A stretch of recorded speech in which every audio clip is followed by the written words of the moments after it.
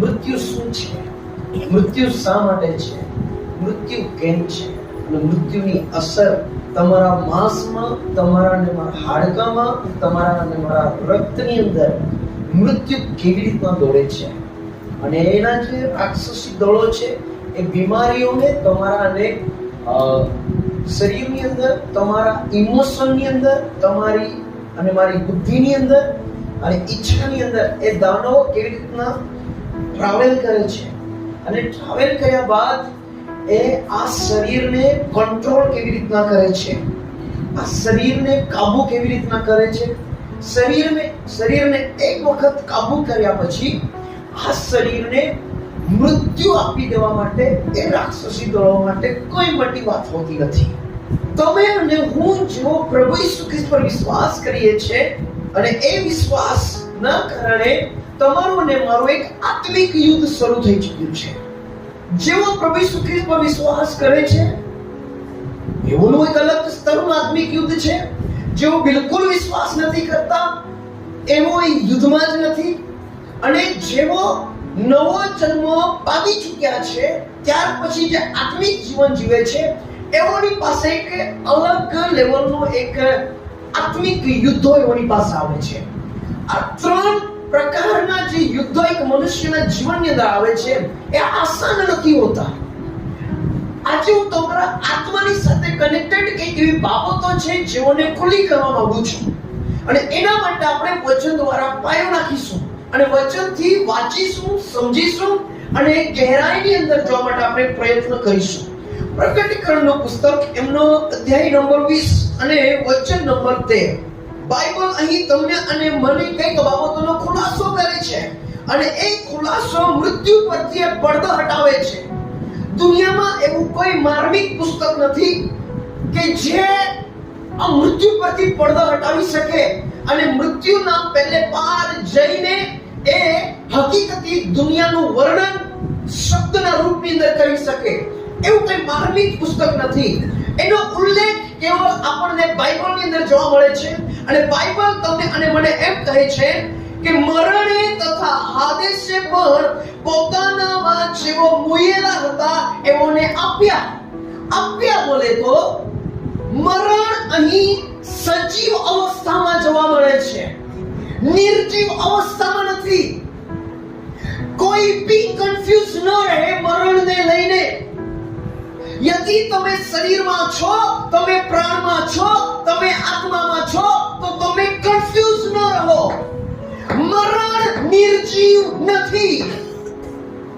મરણ પાસે પોતાનું એક સામ્રાજ્ય છે, મરણ પાસે પોતાની એક દુનિયા છે, મરણ પાસે પોતાની ઓપરેટ કરવાની સિસ્ટમ છે, મરણ પાસે એક રાજકુમાર છે, અને એ રાજકુમારનું નામ છે શેતાન, અને એ નરક અને એ મૃત્યુને સિસ્ટમેટિક કાર્યરત કરવા માટે એમની પાસે નરકના દૂતો છે. ખુદની અંદર સામર્થ્ય ધરાવે છે, ખુદની અંદર નોલેજ ધરાવે છે, ખુદની અંદર બુદ્ધિ ધરાવે છે, ખુદની અંદર કળા કૌશલ્ય સબ કુછ ધરાવે છે. એમાંથી બધા જ આ પૃથ્વી પર નથી આજની તારીખમાં. એમાંથી કઈ કેટલા સ્વર્ગદૂતો છે જેઓને નરકની અંદર એ પરમેશ્વર પિતાએ બાંધી મૂક્યા છે. યદિ એઓને પણ આ પૃથ્વી પર છોડી દેવામાં આવ્યા હોત તો આજની તારીખમાં જે હાલ પૃથ્વીના છે એનાથી વધારે ખરાબ પૃથ્વીની હાલત થઈ ગઈ હોત. મરણ ખુદમાં નિર્જીવ નથી. તમે અને હું એમ જોઈએ છે કે એક વખત મૃત્યુ પામ્યા પછી કહાની ખતમ થઈ ગઈ છે. કહાની ખતમ નથી થઈ મારા વાલાઓ. કહાની તો હમણાં શરૂ થઈ છે. શા માટે હું એવું કહું છું? એક વચન એના સપોર્ટની અંદર આપણે જોઈ લઈશું. પહેલો કોરિન્થીયનો 15મો અધ્યાય 40મી તરફથી વાંચો. જી હાલેલુયા, હાલેલુયા. બધાનું ધ્યાન આજે આ પ્રચાર પર રાખશો. આ કહાની જ્યારે આપણે જોઈએ છે ત્યારે બાઇબલ એમ કહે છે સ્વર્ગીય શરીરો છે નીચે, જી પૃથ્વી પરના શરીરો છે, પણ સ્વર્ગીય શરીરોનું ગૌરવ જુદું અને પૃથ્વી પરનાનું જુદું. બસ પૃથ્વી પરનાનું જુદું.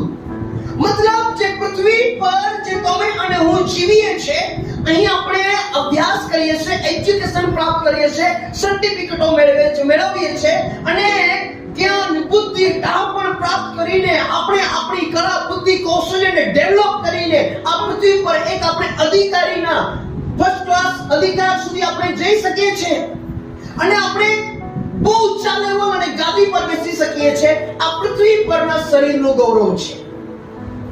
આ પૃથ્વી પર બધાના ઘર અલગ અલગ રીતથી ચાલે છે. અલગ અલગ માધ્યમથી બધાના ઘરોમાં પૈસા અને નાણાં આવે છે. કોઈ એક પેટર્નથી પૈસાઓ નથી આવતા, પરંતુ પૈસા છે. એ ગમે તે પેટર્નથી આવતા હોય. અહીં જે ઉલ્લેખો કરવા માંગુ છું તે એ છે કે સ્વર્ગીય શરીરો છે અને આ પૃથ્વી પરના શરીરો છે, પરંતુ બંને શરીરોમાં આસમાન જમીનનો ફરક છે. એ ફરક એ છે કે આ પૃથ્વી પર જે શરીર તમને મળ્યું છે એ શરીરનો અંત છે. 60, 70 અને બળના કારણે 80 વર્ષ. ભાગ્યે જ આજે આપણને 90 અને 100 વર્ષનું કોઈક વ્યક્તિ જોવા મળે, પરંતુ જોવા નથી મળતું. એનો મતલબ શું છે કે જે શરીર તમારી પાસે છે એ શરીરની ઉંમર છે, એ શરીરનો અંત છે અને એ શરીરના અંતને આપણે એમ કહીએ છીએ મરણ.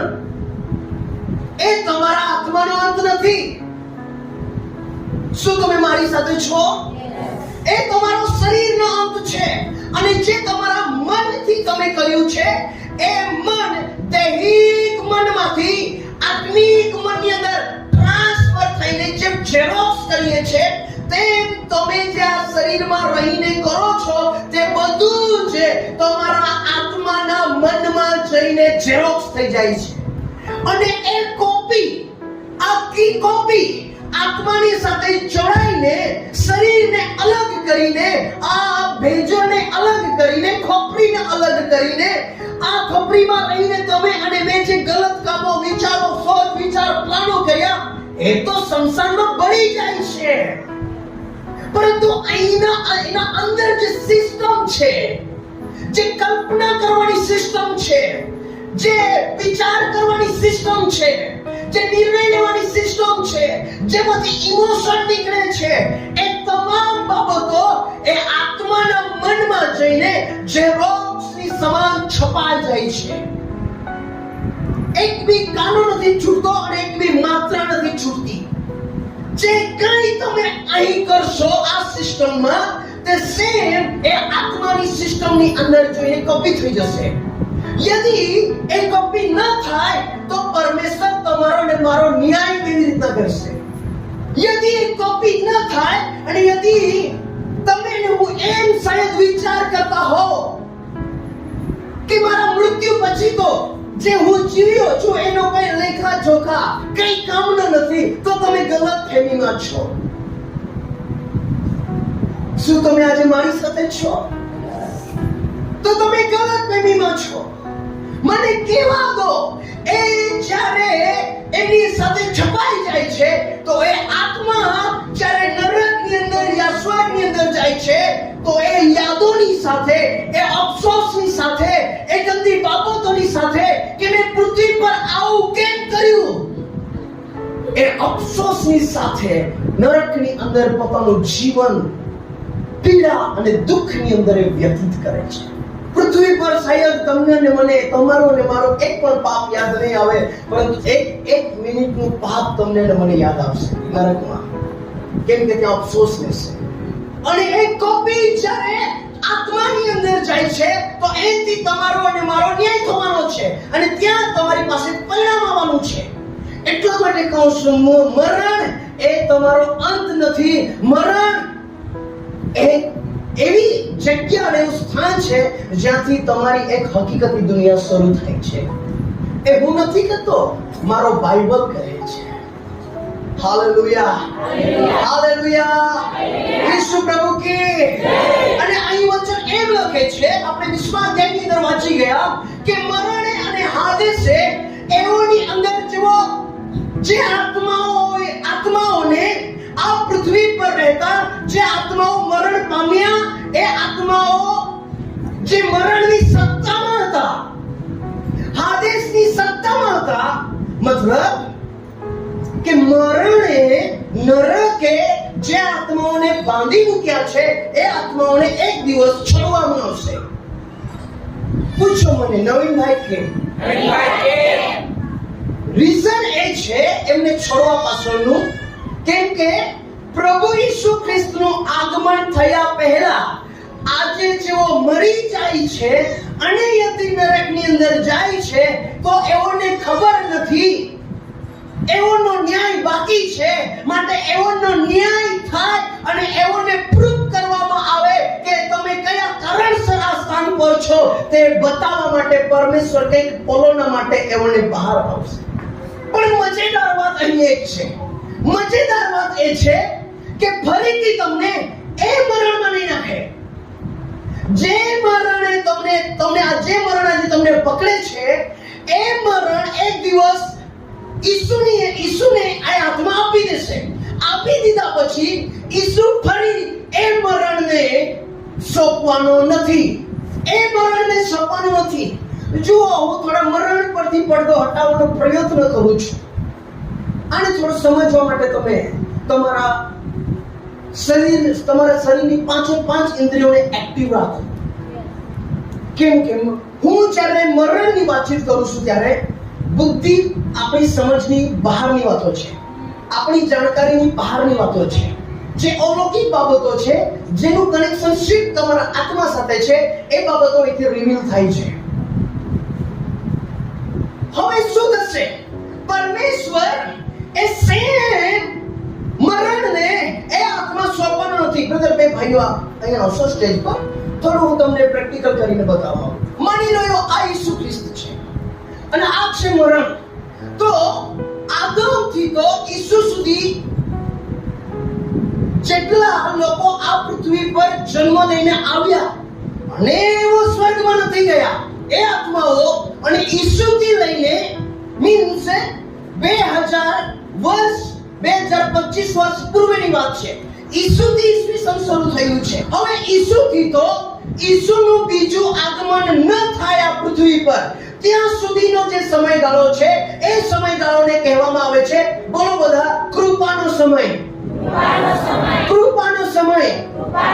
અને આ કૃપાના સમયમાં એ સ્વર્ગે આખી પૃથ્વીને એ સંદેશ મોકલ્યો છે કે સ્વર્ગના દરવાજાઓ ખુલ્લા છે, તમે એની ટાઈમ કોઈ બી વ્યક્તિ મારી પાસે આવી શકો છો અને આ જીવનની અંદર તમે પ્રવેશ કરી શકો છો. એક સમય એવો આવશે, આ કૃપાનો યુગ ખતમ કરી નાખવામાં આવશે. કૃપાનો યુગ છે એનો ટોટલી ઓપોઝિટ કૃપાનો યુગ છે. કૃપાના યુગની અંદર શું થઈ રહ્યું છે? જે કોઈ પાપોની માફી માંગે છે એને તરત મળી જાય છે. જે કોઈ પસ્તાવો કરે છે એને તરત સ્વર્ગ એક્સેપ્ટ કરી લે છે. જે કોઈ પરમેશ્વરને હૃદય ખોલીને બોલાવે છે, પરમેશ્વર એના માટે સડનલી કામ કરે છે, સડનલી ચમત્કાર કરે છે, સડનલી છુટકારો આપે છે, સડનલી આશીર્વાદ આપે છે, સડનલી વાતાવરણ બદલી દે છે. અને આ સંદેશ ફેલાવો, આ કૃપાનો પ્રચાર કરી રહ્યા છે મારા જેવા સેવકો. એ કૃપાનો પ્રચાર કરી રહ્યા છે અને જે આ કૃપા પર વિશ્વાસ કરીને માની લેશે, એમના માટે આજે આ દુનિયાનો સૌથી આશીષમય દિવસ, જે દિવસે તમે ઈસુ ખ્રિસ્તને ગ્રહણ કરી લો છો. તો ઈસુ ખ્રિસ્તનું બીજું આગમન આવે ત્યાં સુધી જે આત્માઓ સ્વર્ગમાં નહીં જાય, એ આત્માઓ કોની પાસે છે? મરણની સત્તા નીચે છે. અને આ મરણ, મેં તમને કીધું, નિર્જીવ નથી. આનું એક સામ્રાજ્ય છે. અને યદિ ઈસુ આજે તમારામાંથી કોઈને દર્શન આપે છે નરકનું, તો ઈસુ તમને આ નરકમાં લઈ જાય છે, આ મરણ પાસે લઈ જાય છે, આ મરણનું દર્શન બતાવે છે. જ્યાં આદમથી લઈને ઈસુ હજુ આ પૃથ્વી પર લોકો મરવાના બાકી છે અને લોકો મરી રહ્યા છે. હવે એમાંથી કેટલા જેઓ જીવતા છે, એમાંથી કેટલા સ્વર્ગ જશે અને કેટલા નરકમાં જશે, એ કેવળ દેવ જાણે છે. એ વ્યક્તિને બી નથી ખબર. યદિ એ સુસમાચાર વ્યક્તિ પાસે જાય છે અને એ એક્સેપ્ટ નથી કરતો, તો એના માટે દેવ જિમ્મેદાર નથી. દેવ કહે છે આ કૃપાનો સમય છે, કોઈ બી મારી પાસે આવી શકે છે. કોઈ બી જાતિ, ભાષા, બોલી, રંગ ના લોક હોય તમે મારી પાસે આવી શકો છો. અને એક રાઉન્ડ મારતા જઈએ તો એ નકશાની અંદર આવતા બધા જ દેશો તમે ઈસુ પાસે આવી શકો છો. કેમ? પરમેશ્વરે આ દુનિયાને એક અવસર આપ્યો છે કે આ મરણની સત્તા તમને નહીં પકડી પાડે ત્યાં સુધી યદિ તમે મારા પર વિશ્વાસ કરીને આ ઘરની અંદર યદિ તમે એન્ટર થઈ જાઓ છો તો તમે આશીષિત છો, તમે ગ્રેસફુલ વ્યક્તિ છો. પરંતુ જો જે દિવસે તમને આ મૃત્યુ પકડી લેશે તે દિવસે તમારી પાસે બીજો કોઈ ચાન્સ નથી. આ દુનિયામાં આપણે પ્લાન એ, પ્લાન બી, પ્લાન સી, પ્લાન ડી આપણી પાસે હોય છે કે આ નહીં તો આ પ્રમાણે કરીશું, આ નહીં તો આ પ્રમાણે. સ્વર્ગ અને નરકના કિસ્સામાં આવું નથી. ત્યાં સિર્ફ એક જ પ્લાન છે, હા તો હા, ના તો ના. આવ તો આવ, જા તો જા. પ્રભુ થોડી દયા, પ્રભુ થોડી માયા, પ્રભુ થોડી કરુણા. રડો, પકડો, ઊંધા વળો કે સીધા લટકો કે તમે ગમે તે કરો, પ્રભુને કોઈ દયા નહીં આવે. પૂછો કેમ? કૃપા અને દયાનો સમય આજે છે. તો એટલા રડી રહ્યા છે ને નરકમાં, પ્રભુની દયા કેમ નથી આવતી? પ્રભુ કહે છે એક વખત મરણની સત્તામાં ગયો ત્યાર પછી હું દયા નથી કરી શકતો. હું દયા ત્યાં સુધી જ કરીશ જ્યાં સુધી મરણની સત્તામાં તમે ગયા નથી. મતલબ જીવતા છો ત્યાં સુધી. શું તમે મારી સાથે છો? અને આ મરણને જ્યારે આ મરણ પોતાની અંદર રહેલા આત્માઓ કોને સોંપશે? બોલો, ઈસુને. ઓકે, તો જે લોકો પાણીમાં મરી ગયા એ લોકોનું શું? જે લોકો ધરતીકંપ યા પછી બી કુદરતી આફતોમાં મરી ગયા એનું શું? જેઓને બાળી નાખવામાં આવ્યા, જેઓને દાટવામાં આવ્યા, જેઓની લાશો જ નહીં મળી, જેઓના પર કઈ ક્રિયા જ નથી થઈ, જેઓના નામ પર કઈ થયું જ નથી, એવો જાણે અલગ થઈ ગયા હોય એવી રીતના પોતાનું જીવન ગુમાવીને જતા રહ્યા, એનું શું? બોલો, પ્રભુ પાસે કોઈ ભેદભાવ નથી. યદિ તમારું જીવન સારું નથી અને તમારા મયતના દિવસે હું એ બોડી પાસે જઈને પ્રાર્થના કરું કે પ્રભુ એમણે તમારા પર વિશ્વાસ કર્યો હતો અને તમે એમને સ્વર્ગની અંદર લઈ લીધા છે.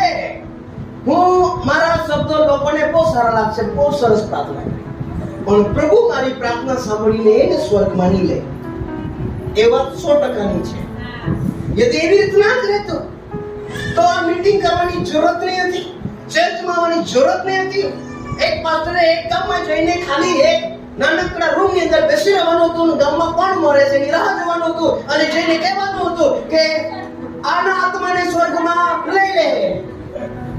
આ ચર્ચ ચલાવવાની કોઈ જરૂરત નહીં હતી, તમને એ બોલાવવાની કોઈ જરૂરત નહીં હતી, તમને બાપ્તિસ્મા આપવાની કોઈ જરૂરત નહીં હતી, તમારે પ્રભુ પંચવિધિમાં ભાગ લેવાની કોઈ જરૂરત નહીં હતી. આ બધું રીઝન છે, એટલા માટે છે. પ્રભુ યેસુ આ જ્યારે આત્માએ પોતાની અંદર રહેલા આત્માઓ પ્રભુની સામે રજૂ કર્યા, આત્મા તો ગયા, પરંતુ જ્યારે બ્રધર પહેલેથી વાંચ્યું, જ્યારે આપણે પ્રેક્ટિકલમાં સાંભળજો, સમુદ્રે પોતાનામાં જેઓ મોયેલા હતા, યસ, મતલબ જે સુનામી આવી યા વરસાદની અંદર યા ખાડીઓની અંદર તણાઈ ગયા યા એવા ભૂસ્ખલન થયું અને એની અંદર દટાઈ ગયા અને એવો મળ્યા નહીં, એઓના શરીરો ત્યાં સડીને માટી બની ગયા, જેઓના પર કઈ વિધિ નથી થઈ, એ સમુદ્ર કેમ આપશે? એનો મતલબ સમુદ્ર માં પણ આત્માઓ છે. નથી. બોલો, નથી. તો કેમ આપશે? શરીર નહીં સમજ્યા? હરેક આત્મા જે પરમેશ્વર પાસે જાય છે યા નરકની અંદર જાય છે એ ચોક્કસ સમયે પોતાનું શરીર પહેરવા એના પોતાના સ્થાન પર એ જ્યાં મર્યો, જ્યાં જમીનની અંદર જ્યાં ધૂળ બન્યો, એ રિટર્ન એને પહેરવાને માટે એ સમય આવશે. માટે સમુદ્ર એ શરીર એને આપશે. તો તમે બાળ્યું, શમશાનમાં પાણી વરસાદ આવ્યો અને બધી રાખ વહી અને બધી દરિયામાં ભેગી થઈ ગઈ. અને કોઈકના ઝાડવાના મૂળિયામાં ફસાઈ નહીં હોય રાત તો વાત અલગ છે. પ્રભુ ત્યાંથી બી કાઢશે નહીં. પૂછો આવું કે આત્મા પોતાના શરીરને બરાબર ઓળખે છે. એ જ જગ્યા પર તમે કોરોના લોકોને કેમ નહીં સળગાવી દો? મિક્સ નહીં થાય બોડી. કદી શરીર મિક્સ નહીં થાય. મતલબ આત્મા એ ગલતી જ નહીં કરી શકે કે રાહુલભાઈનું શરીર નવીનભાઈને પહેરાવી દે અને નવીનભાઈનું શરીર હિતેશભાઈને પહેરાવી દે અને હિતેશભાઈનું શરીર અયુભાઈને પહેરાવી દે. એવું કે એ ગલતી કરી નથી શકતું. પૂછો કે તમારો શરીર, પ્રાણ અને આત્માનું કનેક્શન જ એવું છે. એ પોતાના અનુરૂપ શરીરને પોતાની ઓર ઓટોમેટિકલી ખેંચી લેશે. સ્વર્ગનો ખુલાસો કરીએ છીએ ત્યારે એવું લાગે છે હવામાં બાચકો ભરતા છે. કેમ કે પ્રભુ નિકોદેમસને સમજાવતો હતો તો નિકોદેમસ પણ સમજતો નહીં. હજુ એક જ્ઞાની પ્રભુ કહે છે હું તને પૃથ્વી પરનું એક્ઝામ્પલ આપીને સમજાવું છું, તો એ નથી સમજતો તો ડાયરેક્ટ સ્વર્ગ વિશે કહેવાની શરૂઆત કરી દેવા તો કેવી રીતના સમજશે? તમારી અને મારી શક્તિ લિમિટેડ છે. એક એની ચોક્કસ મર્યાદા છે. દેવના આત્માની અને એની શક્તિની અને એના જ્ઞાનની અને એની સમજ શક્તિની, એના ડાપણની કોઈ સીમા જ નથી. અનલિમિટેડ એને જ કહેવાય ગોડ, પરમેશ્વર. જેને પોતાને ચલાવવા માટે રાહુલભાઈ પાસે ભાડેથી બુદ્ધિ માંગવાની જરૂર નથી. અયુબભાઈને હરાવવા માટે એને સિયોનભાઈ પાસેથી તાકાત માંગવાની જરૂર નથી. Almighty God means એની અંદર એ સર્વ શક્તિઓ છે જે પોતે બધાને આપે છે પરંતુ પોતે કોઈની પાસેથી લેતો નથી. ચાલો મરણ પાસે પાછા. સમુદ્રે આપી દીધા પોતાની અંદર શરીરો થાય અને મરણે અને હાદેસે જે આત્માઓ હતા એ આત્માઓને કોની સામે રજૂ કર્યા? ઈસુની સામે રજૂ કર્યા બાદ એઓનો ન્યાય થયા બાદ આ ઈસુ આ મરણને એ આત્મા નહીં સોંપે. હાલો, પ્રેઝ લોર્ડ. ઈસુ પ્રભુ કી ને આપે તો કોને આપશે? તો આ જે મરણ છે, આ જે નરક છે એ કેમ છે? બોલો, કામ ચલાવ છે. નીચે વાંચો બ્રધર, શું કહે છે ભાઈ? બોલે, પોતાનામાં જેઓ મોહિલા હતા ઓકે તેઓને પાછા આપ્યા. જી અને મરોને તથા હાદેસે પણ જી પોતાનામાં જેઓ મોહિલા હતા જી. તેઓને પાછા આપ્યા. નીચે અને દરેકનો ન્યાય તેની કરણીઓ પ્રમાણે કરવામાં આવ્યો. કરણીઓ પ્રમાણે કરો. હવે મને પ્રશ્ન પૂછો, ન્યાય કરતા પ્રભુને કેટલો ટાઈમ લાગશે?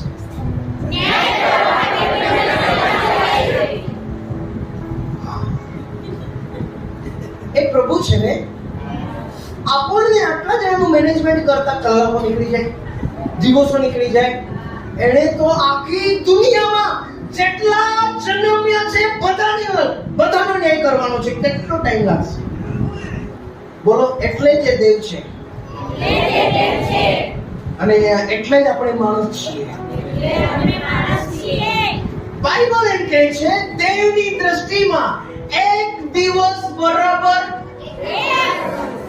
1000 વર્ષ અને 1000 વર્ષ બરાબર 1 દિવસ અને એક પલ બરાબર 1 વર્ષ. કેટલો? 1 વર્ષ. એ કોની દ્રષ્ટિમાં? દેવની. એક પલ બરાબર 1 વર્ષ. એનો મતલબ તમારી કઈ જેટલી રાત્રિઓ અને દિવસો પરમેશ્વરના માટે હમણાં તો શરૂ થયું, હજુ બાકી છે. અને તમને મને એવું લાગે છે કેટલો હજુ બાકી છે, આ નથી થતું, તે નથી થતું. હાય. એ પરમેશ્વર છે. 1000 વર્ષ બરાબર 1 દિવસ અને 1 દિવસ બરાબર 1000 વર્ષ. એને કૃપાનો યુગ મૂકી દીધો છે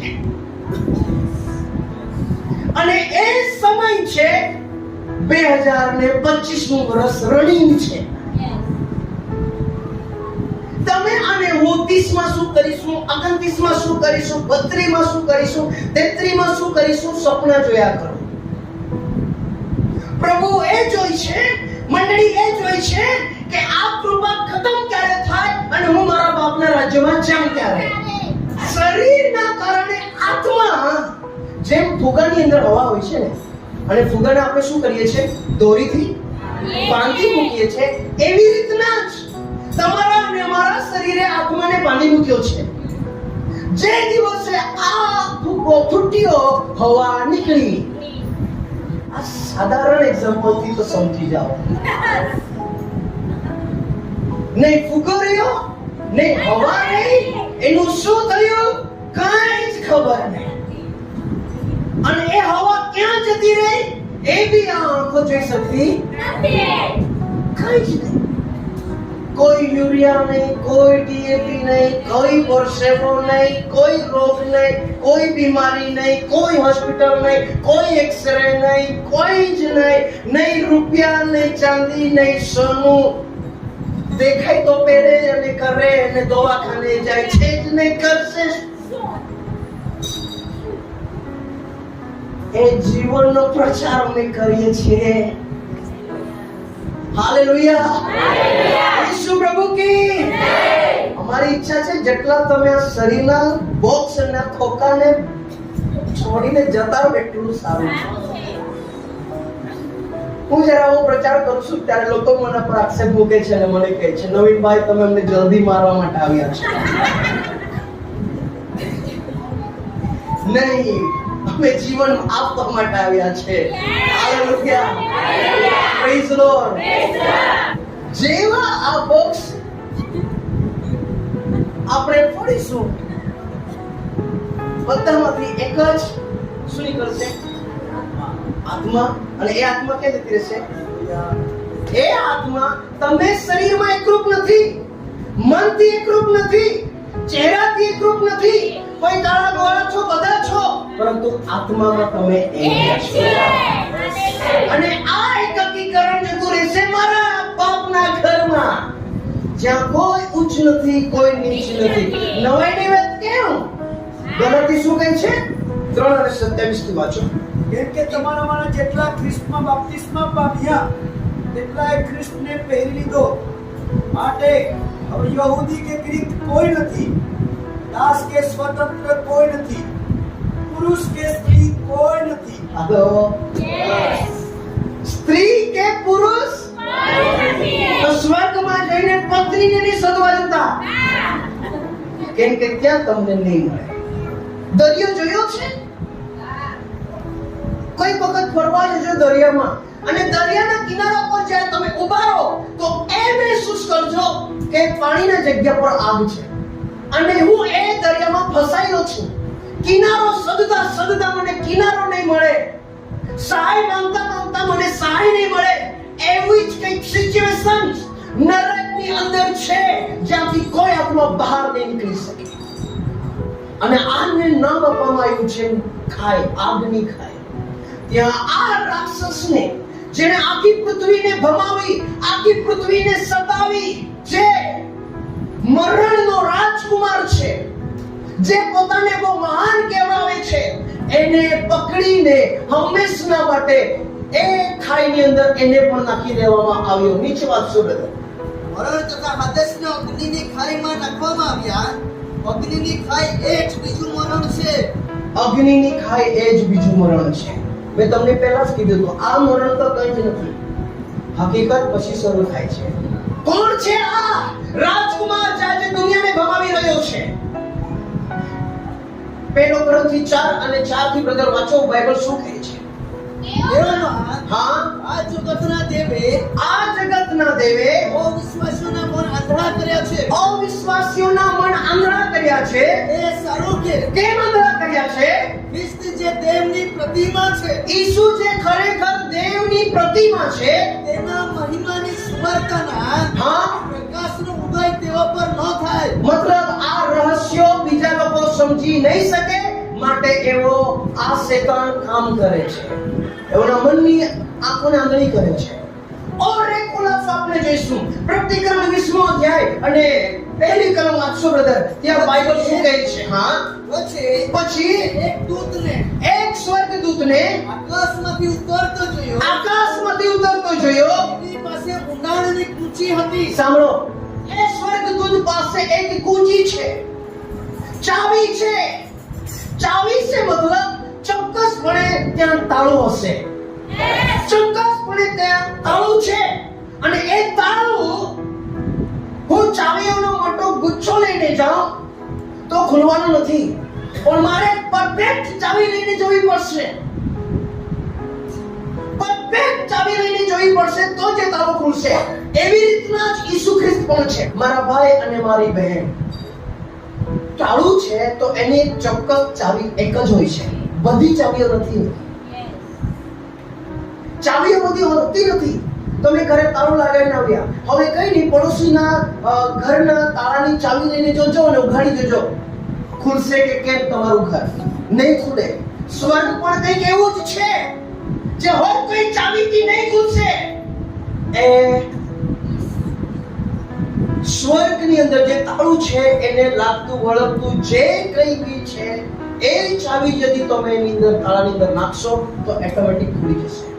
નીચે વાંચો. એક સ્વર્ગદૂત છે જેની પાસે કૂંચી છે અને એ જાય છે એક દરવાજા પાસે. હા, એક મોટી સાંકળ હતી. અને એને પોતાના હાથમાં બહુ મોટી સાંકળ લઈ લીધી.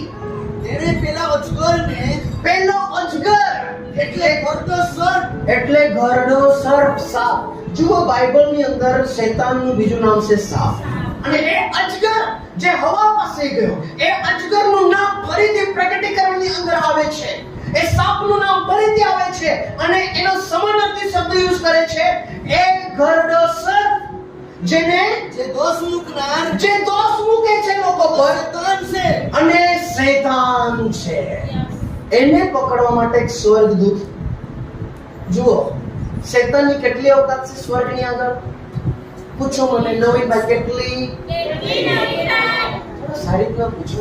કેટલી? દેવ નથી પકડવા આવ્યો. બે જીતી તો એક છે નહીં. પોતાને દેવ કહેવાય છે પણ દેવ નથી પકડવા આવ્યો ને. થોડું તાળીઓથી વધારીએ બિચારાને.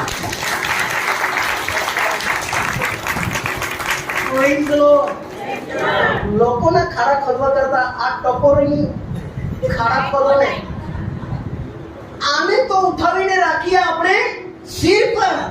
કહે છે તું જ મારો વાલો, આમ નહીં પડીશ, તેમ નહીં પડીશ. અને લોકોને ખાડા ખોદી ખોદી ખોદી ખોદી ખોદી ખોદી ખોદવાના છે તો આને ખોદો. એટલી જ લડાઈ લડવાની છે તો આની સામે લડો. એટલી જ આપણી શું કહેવાય ગુસ્સો કાઢવાનો છે તો આના પર કાઢો. આના પર આપણને કાઢતા આવડતું નથી, કેમ કે એ બી છે આત્મા. દેખાય તો કાઢીએ. એક ઘરડો સર્પ જેનું બીજું નામ શૈતાન છે, નીચે પકડ્યો, એને પકડી લીધો અને 1000 વર્ષ સુધી તેને બાંધી રાખ્યો. યસ, મેં તમને ક્યારના મને પ્રશ્ન પૂછવા કીધો હતો. કયો પ્રશ્ન પૂછવા કીધો હતો? ન્યાય કરતા કેટલો સમય લાગશે? સિમ્પલ કેમ? ખાલી એક દિવસ. કેવી રીતના? દેવની નજરમાં 1000 વર્ષ બરાબર એક દિવસ છે. એક દિવસ બરાબર 1000 વર્ષ છે. અને અહીંયા કેટલા વર્ષ લખેલા છે? 1000 વર્ષ સુધી તેને બાંધી રાખ્યો. બાંધી રાખ્યો પછી તેને ઊંડાણમાં નાખી દઈને તેને બંધ કર્યો. વાહ, હમણાં આવ્યો ને રાખીમાં ઊંડાણમાં નાખી દીધો અને બંધ કર્યો. બંધ કર્યો. જુઓ, જે હમણાં પર્વતો દેખાય છે ને આજુબાજુ, એ ખાલી પર્વતો છે. આધુનિક દુનિયામાં જે પર્વતો છે એ પર્વતો છે સનાતન પર્વત. પૃથ્વી પર કોઈ સનાતન પર્વત નથી, યાદ રાખજો. હમણાં જે ખડક દેખાય છે એ ખડક ખાલી ખડક છે. આધુનિક દુનિયાની અંદર જે ખડક છે એ ખડક છે સનાતન ખડક. અહીંનું જે ઘર છે એ ખાલી ઘર છે. ત્યાંનું જે ઘર છે એ છે સનાતન ઘર.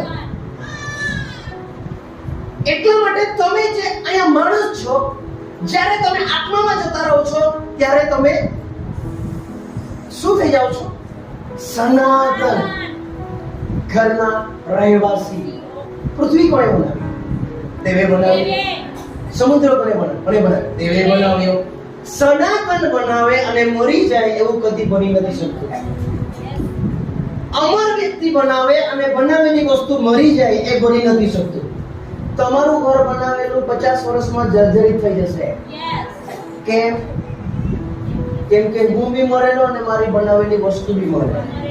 અમરતા પરથી મને પ્રચાર કરવા કહેશો તો તમે બેઠા બેઠા અમર થઈ જશો. Praise the lord. હાલેલુયા. ઈસુ પ્રભુ કી. આત્મિક દુનિયા એટલી મજેદાર છે. આપણે કઈ જગ્યા પર ફરવા જઈએ છો, વાવ કેટલું સરસ વાતાવરણ છે, અઠવાડિયું રોકાવો ને બોરિંગ થઈ જશો. ચાલો ઘરે જઈ કંટાળો આવી ગયેલો છે. અઠવાડિયાની બી રાહ જોવાની જરૂર નહીં પડે. ખાલી બપોર આવવા દો અને પેટમાં થોડું ગુડ થવા દો અને પગ ખાલી થાકી ખાઈ ઈસર ચાલો ઘરે જઈએ. અને પહેલો જ પગ મૂક્યો તો કેવું, અરે વાહ, વિડિયો કર. સરસ પ્રભુ. કલાક પછી શું થઈ ગયું? જૈસે એટલે કેવા છીએ? આખિરકાર એ જ છે આપણે. પલ ભર માટે આપણે ગમે તે થઈ જઈએ, બાકી મૂળ અવસ્થામાં જતા વાર લાગતી નથી. સ્વર્ગ આવું નથી. જેટલા એ સ્વર્ગ જોયું એ લોકોએ પરમેશ્વરને કીધું, પ્રભુ મને ધરતી પર નહીં મોકલ. હું જવા નથી માંગતો. ત્યાં બી બાગ છે, ત્યાં બી ફૂલો છે, પણ એ ફૂલો અહીંના ફૂલો ખીલે છે અને કરમાઈ જાય છે. ત્યાં દરરોજ ખીલે છે પણ કરમાતા નથી. દરરોજ શાઇન મતલબ ચમકે છે. ત્યાંની મહિમા અને ત્યાંની ગ્લોરી કંઈક અલગ છે. આ સ્વર્ગમાં લઈ જવા માટે એ પિતાએ કૃપાનો દરવાજો ખોલીને ઈસુને એટલા માટે મરણને આધીન કરી દીધો કે તમે અને હું એવા ઘરમાં જઈ શકીએ. Praise lord. આ મરણને પકડ્યું અને અગ્નિમાં નાખી દીધું. આ સાપને પકડ્યો અને હંમેશના માટે એક કુંડની અંદર એને ઢાંકણ મારીને તાળું મારીને એને બંધ કરી દીધો. અને ત્યાં શેનાથી બાંધેલો છે? સાંકળો. તો આ કઈ સાંકળો? સાંકળો તો એલએનટી કંપની બનાવે છે. એ સનાતન એ ઘરમાં કોણ સાંકળો બનાવાય ગયું? લોખંડની કંપનીઓ બનાવે છે. એ સાંકળ કાં ગઈ? બોલો. આ દુનિયા ઓરિજિનલ દુનિયાનો વરસાયો છે. અહીંયા માણસ બનાવે છે, ત્યાં બનેલું છે. Praise lord. Praise lord. અને આ સાંકળો, આ બંધનો, આ બધું શું છે? બ્રધર 12મો અધ્યાય આઈ થિંક પ્રકટીકરણની અંદર 7મી કલમથી વાંચો. પછી આકાશમાં લડાઈ જાગી. હા, આકાશમાં લડાઈ જાગી. એવું નહીં સમજતા ઘરમાં થાય છે, પણ આ લડાઈ અલૌકિક છે. અંધકારની શક્તિઓની સામે, એના રાક્ષસોની સામે, એના દાનવોની સામે સ્વર્ગીય ફૌજ પણ છે. તમારી પ્રાર્થનાઓને અટકાવવા, તમારી ભક્તિને અટકાવવા, તમારા સારા જીવનને અટકાવવા, તમારા આત્મિક આશીષો જે તમને મળવા જોઈએ એઓને તમારા પાસેથી છીનવી લેવા માટે એક અદ્રશ્ય શક્તિ છે જે 24 કલાક તમારા પાછળ પડેલી હોય છે. યદિ પડેલી નહીં રહેતી તો પરમેશ્વર એમ નહીં કહેતો કે હું તારું ધાર છું. યદિ એ પડેલી નહીં રહેતી તો પરમેશ્વર એમ તમને મને નહીં કહેતો કે હું તારો કિલ્લો છું, હું તારું બખ્તર છું. હું તને છોડાવવાને માટે મારા દૂતોને આજ્ઞા કરીશ. આ બધા શબ્દો અને આ બધા વચનોનો પ્રયોગ સ્વર્ગ નહીં કરતો. ધાલ બનીશ એનો મતલબ ખતરો છે. બખ્તર બનીશ ભલે ખતરો છે. કિલ્લો બનીશ મતલબ ખતરો છે. કોનાથી ખતરો છે એ બાબત એ આપણો સનાતન દેવ જાણે છે. એટલો મોટો શત્રુ તમારી અને મારી પાછળ પડેલો છે. દુનિયામાં બીજા શત્રુ નહીં બનાવો. શું એ ઓછો પડેલો છે કે એટલા માટે આપણે બીજા બનાવીએ છીએ? હલો, બધા વાંચો નીચે બાઇબલ શું કહે છે? પછી આકાશમાં લડાઈ જાગી. લડાઈ જાગી. મિખાએલ તથા મિખાએલ એટલે એક સ્વર્ગની આર્મી ફોર્સ છે, આ સેના છે આ સ્વર્ગની, જેને મિખાએલ ઓપરેટ કરે છે. એને પ્રમુખ દૂત કહેવામાં આવે છે. એની પાસે એવી તરવારો અને એવું સાધન છે જેના દ્વારા એ ડેવિલના દૂતોની સામે લડીને સ્વર્ગને માટે હંમેશા, એના લોકોના માટે હંમેશા તૈયાર હોય છે. જ્યારે ગાબ્રિએલ સ્વર્ગદૂત સ્વર્ગમાંથી દાનિયેલના પ્રશ્નનો જવાબ અને પ્રાર્થનાનો જવાબ લઈને આવી રહ્યો હતો, એવા સમયની અંદર કન્ટ્રી પર રાજ કરતો એક હાઈ રેન્કિંગ દુષ્ટ આત્મા એ ગાબ્રિએલને રોકી નાખે છે. આઈ થિંક કોરેસ, એ હાઈ રેન્કિંગ દુષ્ટ આત્મા જે હતી એને ગાબ્રિએલને રોકી નાખ્યો. ગાબ્રિએલ પાસે જેટલી તાકાત હતી, જેટલી એની પાસે સમજ હતી, એ અનુસાર એની સામે ટકતો રહ્યો, કેમ કે પૃથ્વી પર કોઈએ ઉપવાસ સાથે પ્રાર્થના કરવાની શરૂઆત કરી હતી. પૃથ્વી પર કઈએ યુદ્ધનો આરંભ કરી દીધો હતો. સ્વર્ગ ત્યારે લડે છે જ્યારે એ યુદ્ધની શરૂઆત સામાન્ય વ્યક્તિ, નીચે બેઠેલો વ્યક્તિ યા સ્ટેજ પર આવનાર વ્યક્તિ ઘૂંટણે પડીને પ્રાર્થના કરવાની શરૂઆત કરે છે. સ્વર્ગમાં યુદ્ધ થાય છે. દાનિયેલ ત્યાં ઘૂંટણે પડીને ઉપવાસની સાથે પ્રાર્થના કરતો અને સ્વર્ગમાંથી જવાબ આવી રહ્યો છે, અને એ જવાબને રોકવા માટે કોરેશનો જે હાઈ રેન્કિંગ દુષ્ટાત્મા હતી એને રોકી નાખ્યો સ્વર્ગદૂતને. અને સ્વર્ગમાંથી સ્પેશિયલ ફોર્સ મિખાએલની આવે છે, અને ત્યાર પછી એને ક્યારે કેટલા દિવસ લાગ્યા ખબર છે? 20 દિવસ લાગ્યા મિખાએલ પાસે રિટર્ન સંદેશો મોકલતા અને મિખાએલને એમની પાસે આવતા. 20 દિવસ કેમ કે બાઇબલ એ બાબતને નોટ કરે છે, જે દિવસે તે પ્રાર્થના કરવાની શરૂઆત કરી હતી તે જ દિવસે મેં ત્યાંથી જવાબ રવાના કરી દીધો હતો, પરંતુ વચ્ચે મને રોકી નાખવામાં આવ્યો હતો. 20 દિવસ સુધી 21 દિવસનો એનો ફાસ્ટિંગ પ્રેયર થઈ જાય છે. 21 દિવસે પૂરા થતા એમની પાસે આવી પહોંચે છે, અને એ મિખાએલની ફોર્સ આવીને એ કોરેશની હાઈ રેન્કિંગ દુષ્ટાત્માની સામે લડે છે, અને ગાબ્રિએલ છૂટો થાય છે અને એ આન્સર લઈને દાનિયેલ પાસે આવે છે. અને પહેલી વાત એ જ કહે છે કે હું મોડો કેમ પડ્યો? તમારી પ્રાર્થના, તમારો ઉપવાસ, તમારા માટે સ્વર્ગ આન્સર તૈયાર કરી મૂકે છે, પરંતુ તમે એક યુદ્ધની શરૂઆત કરી દો છો. તમારા ઘૂંટણને કાળા કરો, પ્રાર્થના કરો, ઉપવાસ કરો. તમારા ફેમિલી માટે તમે યુદ્ધનું એલાન કરો છો, અને જ્યારે એ સત્યની અંદર યુદ્ધનું એલાન કરો છો ત્યારે સ્વર્ગ તમારા માટે ઉપલબ્ધ છે. મેં તમને પહેલા જ કીધું, આપણે જીતેલી ટીમમાં છીએ. દાનિયેલ લડવા નહીં ગયો. દાનિયેલ ચૂપચાપ, આજે નહીં તો કાલે જવાબ આવશે, કાલે નહીં તો પરમ દિવસ જવાબ આવશે. એ પ્રાર્થના કરતો રહ્યો, ઉપવાસ કરતો રહ્યો. એક દિવસ આવ્યો, ગાબ્રિએલ એમની પાસે આવી જાય છે, અને આ ફોર્સ જે સ્વર્ગની અંદર છે, જે મિખાએલના નામથી અને એના ઓપરેટિંગ સિસ્ટમના નીચે ગોઠવાઈને કામ કરે છે, એના દેવદૂતો એ આ અજગરની સામે લડે છે. શૈતાન એકલો નથી, યાદ રાખો. શૈતાન પાસે પણ કરોડોનો સમુદાય છે. ચર્ચ એટલે શૈતાનની સામે છાતી ખોલીને ઊભો રહેવા વાળો એકમાત્ર દુનિયાની આશા. નેક્સ્ટ બ્રધર, નીચે વાંચીશું બાઇબલ શું કહે છે. મિખાએલ તથા તેના દૂતો અજગરની સાથે લડ્યા. અજગરની સાથે લડ્યા. અજગર તથા તેના દૂતો પણ લડ્યા. અજગર તથા તેના દૂતો પણ લડ્યા. આ યુદ્ધ કેમ? બોલો, મારા માટે, મારી આત્મા માટે, મારી આત્મા માટે સ્વર્ગ લડી રહ્યું છે. સ્વર્ગ જાન આપી રહ્યું છે. સ્વર્ગ મરી રહ્યું છે મારા આત્મા માટે. એનો મતલબ સમજો, તમારી કિંમત અને તમારી ઓકાત શું છે. સ્વર્ગની સામે તમારી કિંમત કેટલી છે. તમે ભલે રૂપિયાવાળા ન હો, સ્વર્ગ તમારી કિંમત જાણે છે, કેમ કે તમારામાં આત્મા છે.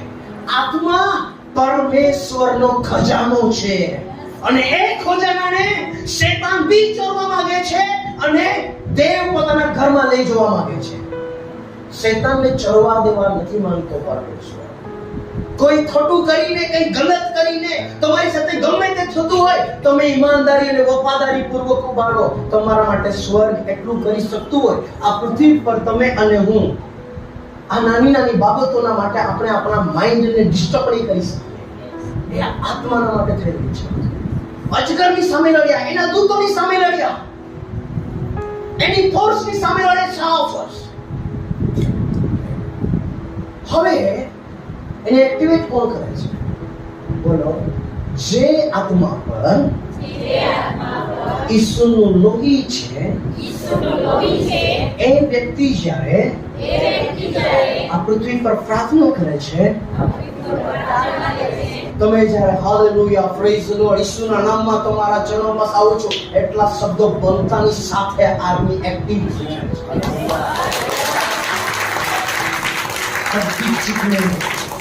એટલું જ કરી દેવાથી લોકો એલર્ટ થઈ જાય છે. ગાબ્રિએલ પાસે મોકલી દે છે, કઈ થઈ રહ્યું છે, હલચલનો અવાજ આવી રહ્યો છે. અને એ ગાબ્રિએલ જઈને બધું ચેક કરે છે. એવું નહીં સમજો, સ્વર્ગને કદી ઊંઘ લાગતી નથી. સ્વર્ગ ઊંઘતું જ નથી, કેમ કે સ્વર્ગ શરીર નથી અને એ લોકો થાકતા નથી. Praise the Lord. Praise the Lord. Hallelujah. અને એવું જ્યારે લડાઈ લડે છે તમારા અને મારા માટે, આપણે ચર્ચને કેવી રીતના લઈએ છીએ? તમે અહીંયા બેસો છો, કેટલી તમારે ઈમાનદારીથી બેસવી જોઈએ, કેટલું વફાદારી પૂર્વક કેવી તમારે ભક્તિની આરાધના કરવી જોઈએ, વર્શિપ કરવી જોઈએ, ગીતો ગાવા જોઈએ, વાંચિત્રો વગાડવા જોઈએ, તાળીઓ પાડવી જોઈએ. જો સ્વર્ગ તમારા માટે એટલું એક્ટિવ છે, તમે શું કરી રહ્યા છો સ્વર્ગના માટે? તો ટાઈમિંગ જુઓ, હૃદય જુઓ ભક્તિના માટે. હાલો, જરા વિચારો, જે સ્વર્ગ તમારા માટે આ લેવલ પર જઈ શકતું હોય, એના માટે આ દુનિયામાં હું કોઈ બી લેવલ પર જવા તૈયાર છું. Praise the Lord. બોલો બધા આમેન. આમેન. નીચેની કહાની શું કહી છે બ્રધર? તો પણ એવો તેમને જીત્યા નહીં. યસ, અજગર અને એના દૂતો મિખાએલ અને મિખાએલના દૂતોની સામે ટકી નહીં શક્યા, જીતી નહીં શક્યા. તેઓને આકાશમાં ફરી સ્થાન મળ્યું નહીં. આકાશમાં ફરી સ્થાન મળ્યું નહીં. મતલબ મધ્ય આકાશ, 3 આકાશ. બોલો 3 આકાશ છે. પહેલો આકાશ જે સૂર્ય, ચાંદ, સિતારા દેખાય છે, જે આપણે સેટેલાઇટો મોકલીએ છીએ અને આપણે બીજા ગ્રહ પર જીવન છે કે નહીં તે ચેક કરીએ છીએ. આ પહેલું આકાશ. બીજું આકાશ જ્યાં શૈતાને પોતાનું હેડક્વાર્ટર બનાવ્યું છે. ત્રીજું આકાશ જ્યાં પરમ પ્રધાન ઈશ્વરના ઈશ્વર, રાજાઓના રાજા અને પ્રભુના પ્રભુ રહે છે. અને તમે અને હું રહીએ છીએ આ જમીન પર. મોટો દુશ્મન બેઠેલો છે મધ્ય આકાશમાં. સ્વર્ગ અને પૃથ્વીની વચ્ચે શૈતાન છે. यदि તમે માણસ છો, વિશ્વાસ કરો યા નહીં કરો, તમે એના લિસ્ટમાં છો. માણસ હોવું એ જ પ્રૂવ કરે છે કે હું શૈતાન મારો દુશ્મન છે, કેમ કે આ અવતારને, આ સમાનતાને શૈતાન કદી સહન નથી કરી શકતો. મારી આંખોને સહન નથી કરી શકતો, કેમ કે મારી આંખો દેવની આંખો જેવી છે.